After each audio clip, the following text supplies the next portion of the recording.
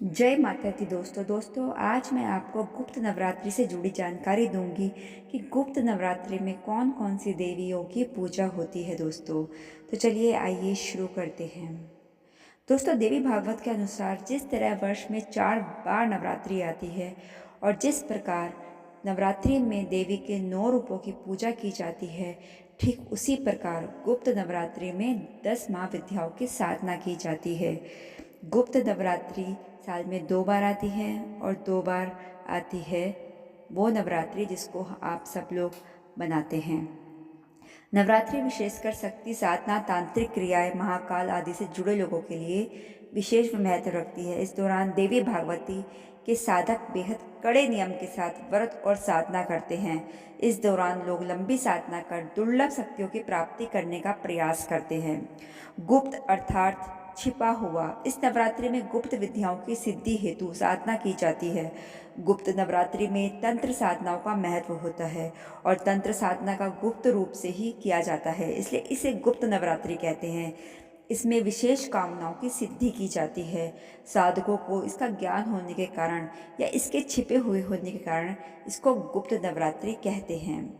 गुप्त नवरात्रि के दौरान कई साधक महाविद्या तंत्र साधना के लिए महाकाली, महातारा, तारा देवी, त्रिपुर सुंदरी, भुवनेश्वरी, माता छिन्नमस्ता, त्रिपुर भैरवी, माँ धूमावती, माता बगलामुखी, मातंगी और कमला देवी की पूजा करते हैं।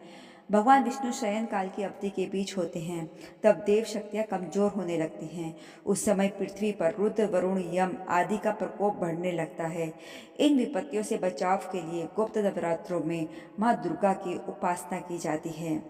देवी भागवत के अनुसार जिस तरह वर्ष में 4 बार नवरात्रि आती हैं और जिस प्रकार नवरात्रि में देवी के 9 रूपों की पूजा की जाती है, ठीक उसी प्रकार गुप्त नवरात्रि में 10 महाविद्याओं की साधना की जाती है। गुप्त नवरात्रि में विशेषकर तांत्रिक क्रियाएं, शक्ति साधना, महाकाल आदि से जुड़े लोगों के लिए विशेष महत्व रखती है। इस दौरान देवी भगवती के साधक बेहद कड़े नियम के साथ व्रत और साधना करते हैं। इस दौरान लोग लंबी साधना का दुर्लभ शक्तियों की प्राप्ति करने का प्रयास भी करते हैं। वैसे तो इन नवरात्रों में भी उन्हीं 9 माताओं की पूजा और आराधना होती है, लेकिन यदि कोई अघोर साधना करना चाहे तो 10 महाविद्या में से किसी एक की साधना करता है, जो गुप्त नवरात्रि में सफल होती है। गुप्त नवरात्रि के दौरान कई साधक महाविद्या के लिए महाकाली, तारा देवी, त्रिपुर सुंदरी, भुवनेश्वरी, माता छिन्नमस्ता, त्रिपुर भैरवी, माँ धूम्रावती, माता बगलामुखी, मातंगी और कमला देवी की पूजा करते हैं।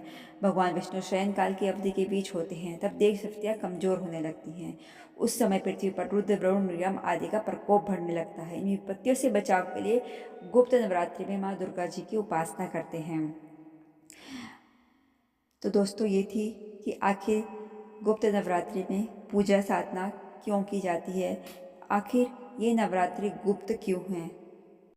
तो दोस्तों, आपको ये कैसी लगी गुप्त नवरात्रि की ये पूरी जानकारी, मुझे ज़रूर बताइएगा। अगर मुझसे इस वीडियो में कोई भूल हो गई हो तो उसके लिए भी मैं आपसे हाथ जोड़कर क्षमा मांगती हूँ और माता रानी से भी क्षमा मांगती हूँ। तो आप कमेंट में लिखना मत भूलिएगा। जय माता दी।